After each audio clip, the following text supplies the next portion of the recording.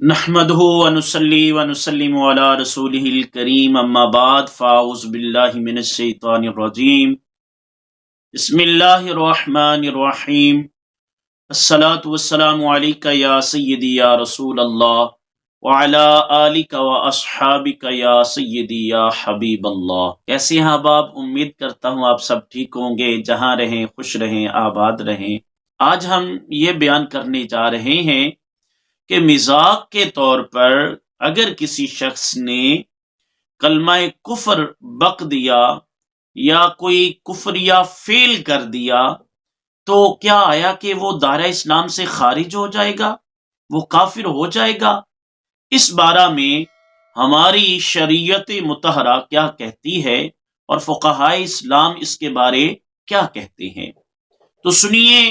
اگر کسی شخص نے مذاق کے طور پر بھی کلمہ کفر بکا یا کفریہ فعل کر دیا تو وہ بندہ دائرہ اسلام سے خارج ہو جائے گا، کیونکہ اسلام اور دین یہ کوئی مذاق نہیں ہے، یہ کوئی مذاق والا دین نہیں ہے، معاذ اللہ کوئی مذاق والا معاملہ نہیں ہے۔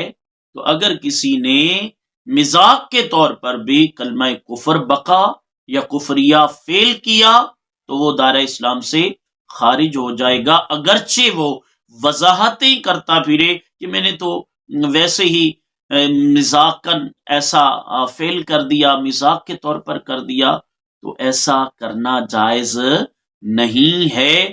آج جس معاشرے میں ہم جی رہے ہیں وہاں پر اتنے سارے بیہودہ مذاق کیے جاتے ہیں، بیہودہ کلمات کہے جاتے ہیں، افعال کیے جاتے ہیں جن سے کفر بالکل ظاہر ہوتا ہے۔ آج جنت جہنم اسلام دین کا مذاق اڑایا جاتا ہے، دین کا مذاق اڑایا جاتا ہے، دین والوں کا مذاق اڑایا جاتا ہے۔ دین کو سمجھ کر اگر کسی نے دین والے کا بھی مذاق اڑایا، یعنی کسی نے عالم دین کی اس لحاظ سے توہین کی کہ وہ عالم دین ہے، دین کا عالم ہے، تو وہ بھی دائرہ اسلام سے خارج ہو جائے گا۔ تو مذاق کے طور پر کوئی کلمہ کفریہ بک دینا یا کلمہ کفر کہہ دینا یہ بھی اسلام سے خارج کرنے والے کام ہیں۔ بحوالہ بہار شریعت حصہ 9 اور مرتد کا بیان مسئلہ نمبر 2۔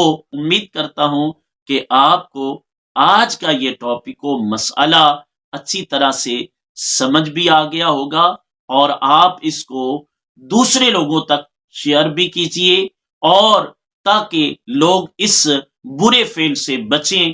نہ جانیے آپ کے ایک شیئر سے کتنے لوگ اس سے بچ جائیں اور آپ اور ہمارا کام بن جائے اور اگلے کا اسلام دین ایمان باقی رہ جائے۔